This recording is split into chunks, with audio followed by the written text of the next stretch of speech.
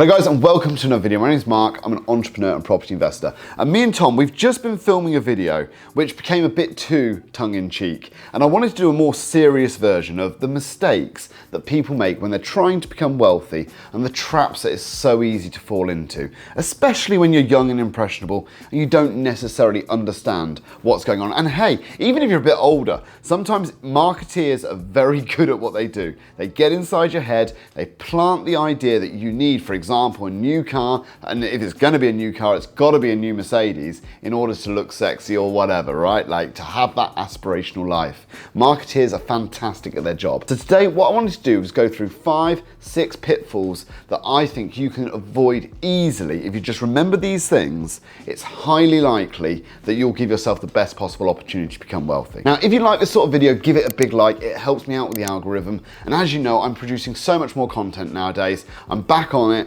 I'm really pleased. I'm in Dubai. I'm able to spend a lot more time doing this for you guys. So if you haven't already subscribed, why not consider subscribing? The first thing on my list, as I said in that sort of spiel, was a new car. Make sure that whatever you do, you don't get drawn into the idea that when you're on your wealth creation journey, you need that new Mercedes. I drove older cars for a long period of time. In fact, I was a multi-millionaire still driving a 6-year, 7-year-old car. In fact, I didn't even have a car when I was a multi-millionaire. I was driving a taxi for my taxi company, so I didn't even own a vehicle at that point. So I would say new cars are a big drain on finances. If I think about when I had my Mercedes or our SQ7, we were spending upwards of £2,000 a month just on those two vehicles. And that's a huge amount of money for anybody post-tax to be spending. So new cars, don't get drawn in by the fact that you need to have a new car for it to be reliable. We've got Toyota Priuses that in our fleet have done more than 750,000 miles. We've got Corollas that have done 500,000 miles. We've got Mercedes E-Classes that have done 400,000 miles.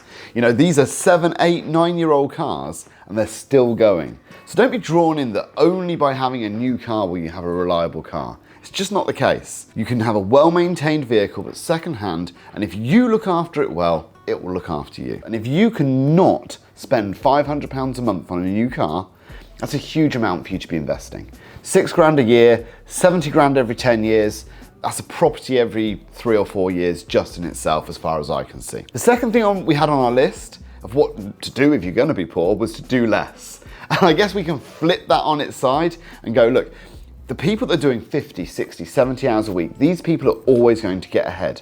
Whether they're doing it for money today or whether they're doing it to achieve more in their roles and become more, they're always going to outwork those that don't. I run a company, and when I'm looking at promotions and when I'm looking at people who are going to move through my business, attitude really plays into it. And the person who's going to get into the office early, get on it and get things done is always going to impress me more than the person that's doing the bare minimum. So whilst I wouldn't say necessarily that, you know, everybody has to go out and work their absolute arse off in order to achieve, I think the majority of people who achieve big things, they've worked harder than the people that didn't. The differentiator quite often is quite small, 10%, 15%. But that makes all the difference when it comes to promotions, and it certainly makes all the difference if you're calculating your money on an hourly rate. If you do 10, 20% more hours a week, and you go from doing 40 hours to 60 hours, suddenly you've got quite a lot of extra money, more than 500 quid a month on those calculations extra. Add in the new car, that's £1,000 a month for you to be investing. Now that next house, that next investment's just not that far away. The third thing I have on this is make sure you rent, don't own. Now, I have 2 camps on this, but I think I've settled into the idea that for most people, buying the home you live in is probably best because it just stops that flow of money going to someone else. I'm a little bit more complicated in that I'm quite happy to select investments that are great and then rent where I own, but I have been doing this a long time. I think for most people, you should buy the property you live in. If your rent was going to be £1,500 a month, it's much better that you're paying a mortgage of £1,500 a month, and £1,000 of that every single month is going into paying down your debt. Ultimately, that means that your net worth is increasing by £1,000 a month. Whereas if you were doing the same thing in rent, your net worth is not increasing. I can't really say it any plainer than that. For the majority of people, and I'm talking to the majority, owning where you live will make you more wealthy than not. Guys, sorry to interrupt this video, but I wanted to give you this information and I promise it'll be no more than 15 seconds. If you want to have a free one-to-one consultation with me, a quick chat about anything at all you need to do is click the link in the description. It will give you a quick form, fill out your details, Tom will get in contact and book it into my calendar with me, then we can have a free consultation. I'm doing this for anybody who wants to talk to me until I get to 10,000 subscribers. So guys, let's get back to the video, but fill in the form, have a chat. The fourth thing on my list was spend like you might die tomorrow. And this is one of the traps that people fall into, because you hear it all the time, don't you? You know, live today like it's your last. Make sure you live for today. Carpe diem, you know, you might die tomorrow, seize the day. All these things I agree with to some extent, and once you've made a lot of money, you wish for a lot of your time back. But it's easy to say when you're in that position. I think ultimately most people would be best giving up time in their 20s to live a much stronger 30s. When you're 20, certainly as a man, when you're 20s, people don't really take you that seriously.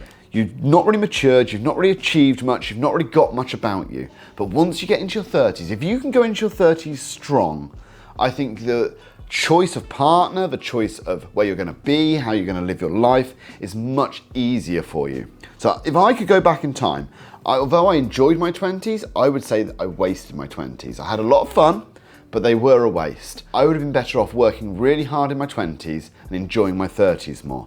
I did it the other way around. I enjoyed my 20s and worked really hard in my 30s.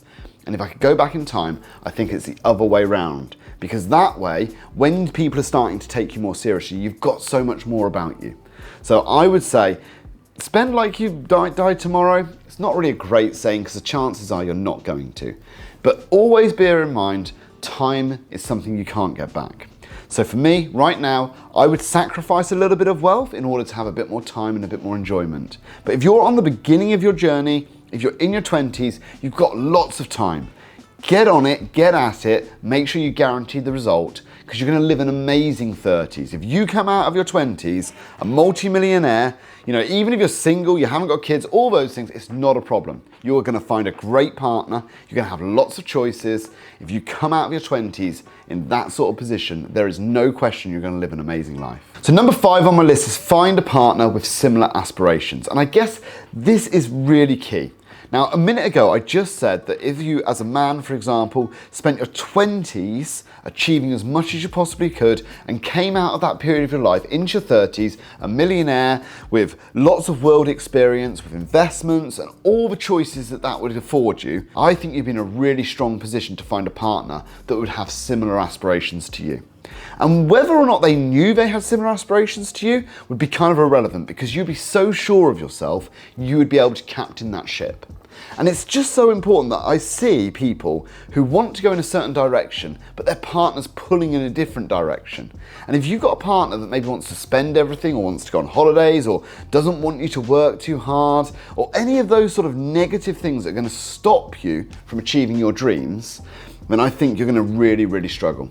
Much better to achieve, become, and then find a partner that's on the same page, or that's happy to be in your boat in the direction that you're sailing. And in my experience, from when I've looked at people and spoken to people, that tends to be easier if you've already achieved. At that point, you're your own great marketing tool. You can say, look at me, who I am, what I've achieved. You're going to attract better quality partners, and they're going to be all about what you've done. So let's just recap really quickly the 5 things that you want to avoid. Number 1, new car, £500 a month out the window. Number 2, doing less. Remember, even if you're salaried, if you want to achieve more, you need to be the person that's standing out within your role. And if you're going to take on a second job or do more, you're going to create more income that's going to allow you to invest more. Make sure that you buy the house that you live in. Don't rent. I mean, honestly, for the majority of people, that is going to be solid advice. Spend like you might die tomorrow. Come on, you're not going to die tomorrow. And if you are, spend a lot. But I think for most people, you're not likely to die tomorrow. You need to be prudent and make sure that you're setting yourself up for much more enjoyment in a period of life where you've got financial freedom.